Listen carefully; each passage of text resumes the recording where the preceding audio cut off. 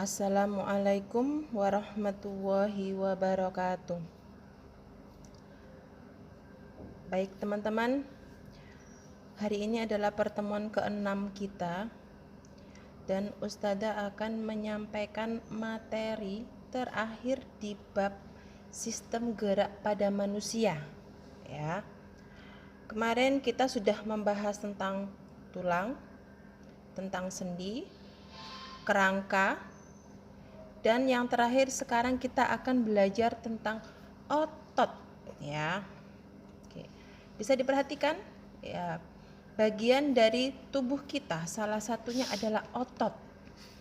Otot sangat berperan penting dalam sistem pergerakan kita, karena di dalam tubuh kita sepertiga dari berat badan tubuh kita itu merupakan otot kita, ya. Jadi otot itu apa? Otot merupakan suatu jaringan yang mempunyai kemampuan untuk berkontraksi sehingga berperan sebagai alat gerak aktif, ya. Jadi kalau tidak ada otot, maka tulang-tulang itu tidak akan bisa bergerak. Jadi yang menggerakkan adalah otot. Nah, teman-teman, bisa dilihat di situ ya. Nah, otot tersebar di mana-mana. Mungkin kalau kalian pengen tahu, yang paling mudah kita jumpai di tangan, ya. Jadi ada beberapa laki-laki biasanya kalau ingin memperbesar ototnya supaya terlihat lebih gagah, itu melakukan olahraga tertentu, yaitu yaitu bisa memperbesar otot, ya. Jadi yang besar itu adalah otot.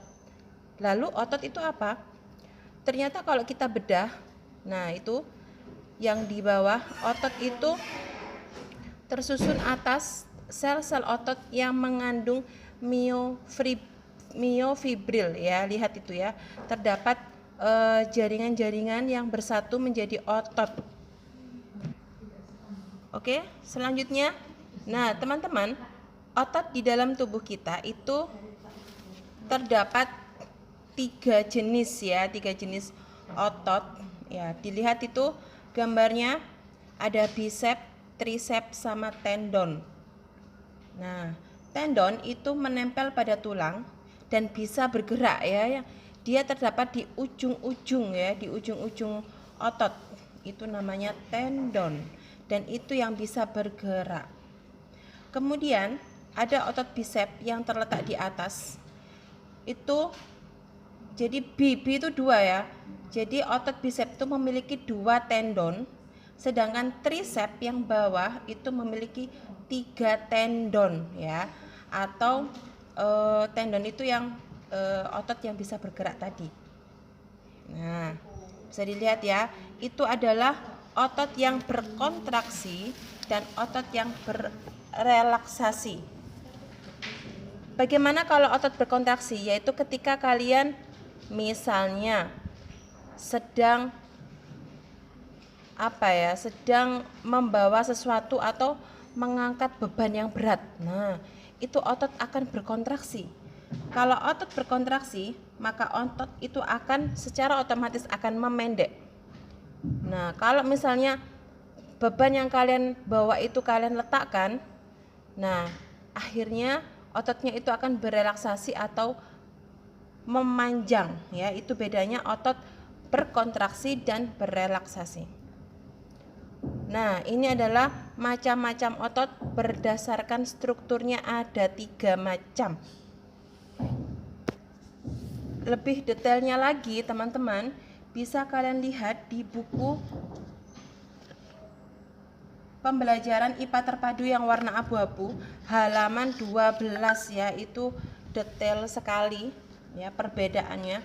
Apa perbedaan otot polos, jantung, dan otot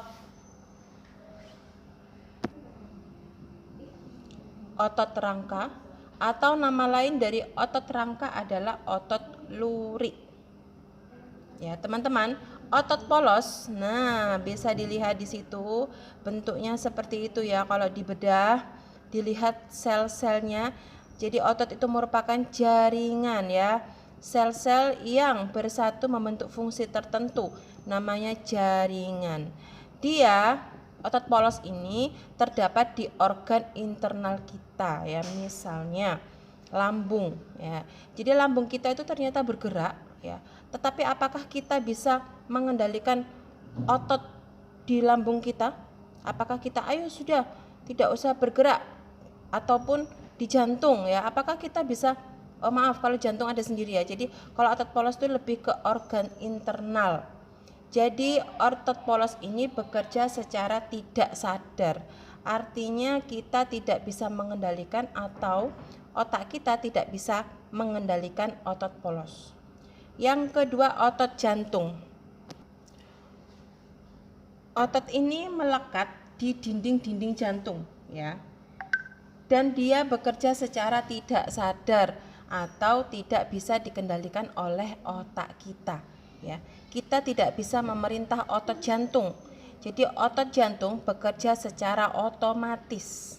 Dia akan berhenti kalau manusia itu sudah tidak memiliki nyawa atau meninggal. Yang terakhir, otot rangka atau otot luri. Nah, otot luri inilah yang menempel ya di seluruh anggota rangka kita ya, tangan, kaki ya. Jadi kerangka kita semuanya ada otot luri. Apakah kita bisa mengendalikan tangan kita untuk bergerak? Bisa ya, kita bisa memerintahkan tangan kita untuk bergerak, kaki kita untuk bergerak. Maka otot luri atau rangka ini bekerja secara sadar atau bisa diperintah oleh otak kita. Ya, bentuknya seperti itu ya teman-teman ya, lebih rapi. Ya, yang warnanya ungu-ungu itu adalah sel yang menyebar. Selanjutnya yang terakhir adalah kelainan atau gangguan pada sistem gerak manusia. Ya, yang pertama yaitu patah tulang atau fraktura. Nah, ini sering terjadi apabila terjadi kecelakaan kemudian patah tulang ya.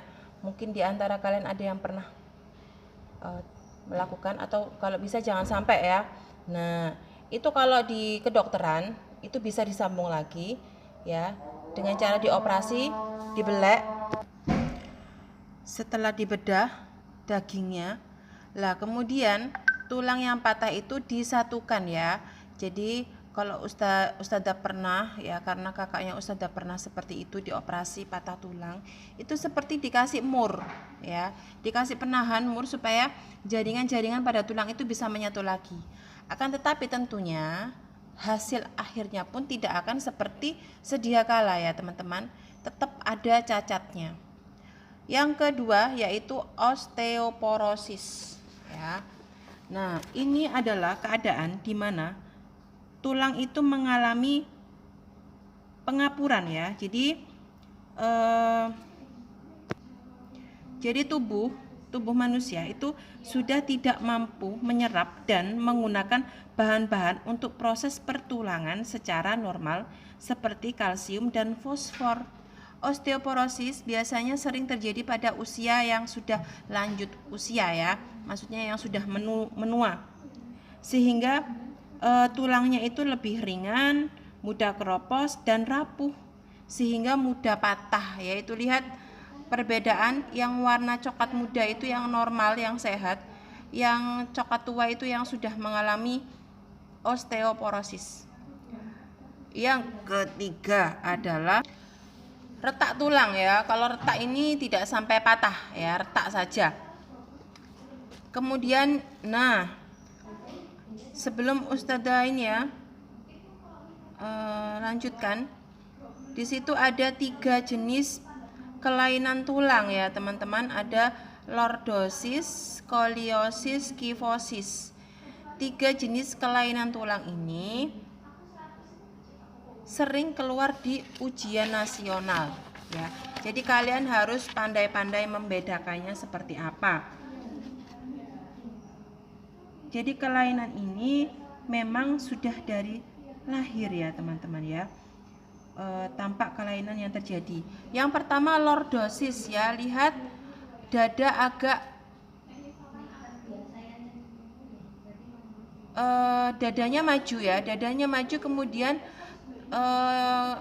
agak menarik ke belakang itu itunya tulangnya, itu namanya lordosis ya. Yang kedua yaitu skoliosis, di mana tulang belakangnya berbentuk S ya. Dan yang ketiga adalah kifosis. Kifosis membungkuknya membungkuk sekali ya. Nah, ini juga bisa terjadi karena kebiasaan juga. Kemudian yang di bawah sendiri itu ada lagi gangguan pada sistem gerak manusia, yaitu tetanus sama rakitis. Ya, tetanus apa itu? Penyakit yang menyebabkan otot menjadi kejang atau serangan bakteri tetanus Clostridium tetani yang masuk ke dalam luka. Jadi gangguannya tidak pada tulang ya, tetapi pada otot tetanus itu. Kemudian yang terakhir yaitu rakitis. Suatu keadaan yang ditandai dengan melemah dan melunaknya tulang-tulang akibat hilangnya kalium dalam jumlah yang besar, kekurangan vitamin D,